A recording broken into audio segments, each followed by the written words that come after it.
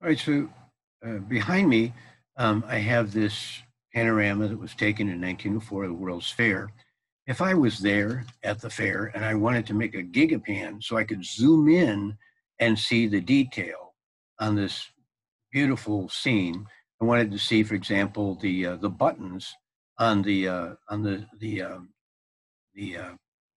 persons who are pushing the gondola, or I wanted to see, individual the statue at the top of Festival Hall up there, and I wanted to have all that detail. I have to use a zoom lens, so I get a camera with a zoom lens, and then I point the camera at the top of that scene, take a picture, and then I overlap it, take another picture, and overlap each shot with by 1/3.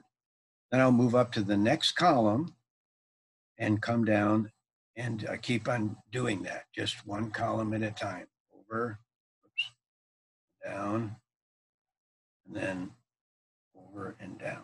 So basically covering this whole scene with my camera so that individually, like if I make a square here, if I come over here, I'll give you an example here. Get this. Okay, there's one shot.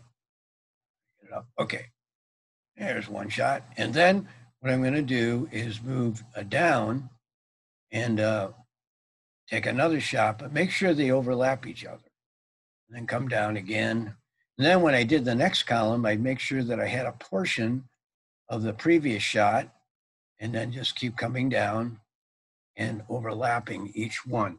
And so you'll see when I show you the individual shots how that works.